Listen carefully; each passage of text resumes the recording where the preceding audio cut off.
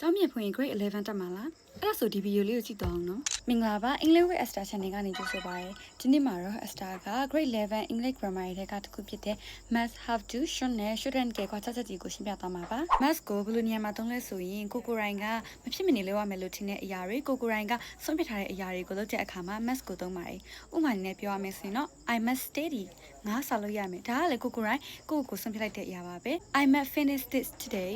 ငါဒီရောက်ဒီနေ့ပြအောင်လုပ်ရမယ်အဲ့လိုနေရာမျိုးမှာဆိုရင် must ကိုသုံးပါတယ်ပြီးတော့ခန်းစားချက်ကပြင်းထန်တဲ့နေရာမှာဆိုရင်လည်း must ကိုသုံးလို့ရပါတယ် have to ကိုတော့ကိုရိုင်းရဲ့ဆုံးဖြတ်ချက်ကြောင့်မဟုတ်ဘဲနဲ့ပြင်ပကစီမင်းစည်းကမ်းတွေအခြေအနေတွေကြောင့်သုံးရတာပဲဖြစ်ပါတယ်ဥပမာနဲ့ပြောရမယ်ဆိုရင်တော့ I have to wear uniforms ငါ uniform ဝတ်ရမယ်ဒါကလေကိုရိုင်းရဲ့ဆုံးဖြတ်ချက်ကြောင့်မဟုတ်ဘဲနဲ့အကြောင်းရဲ့စီမင်းစည်းကမ်းကြောင့်ဝတ်ရတာပါနောက်တစ်မျိုးအနေနဲ့ပြောရမယ်ဆိုရင်တော့ I have to wake up earlyငါမနဲ့စောစောထိုင်ရမယ်ဒါကလေ schedule ကြောင့်ထိုင်ရတာပါဒီလိုမျိုးကိုယ်တိုင်ဆုံးဖြတ်ချက်မဟုတ်ဘဲနဲ့ပြင်ပရ rule တွေ situation တွေကြောင့်ပြုလုပ်ရတဲ့နေရာတွေမှာဆိုလို့ရှိရင် have to ကိုသုံးပါတယ်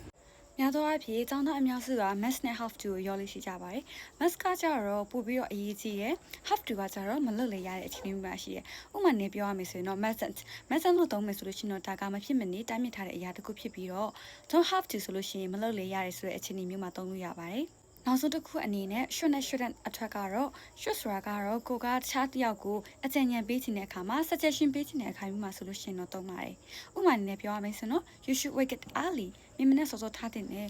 you should study မင်းစာလေးလာတဲ့နဲ့ဒီလိုမျိုးကိုယ့်ရဲ့အကြံပြုချက်ကိုပြောတဲ့အခါမှာဆိုလို့ရှိရင် should ကိုသုံးလို့ရပါတယ်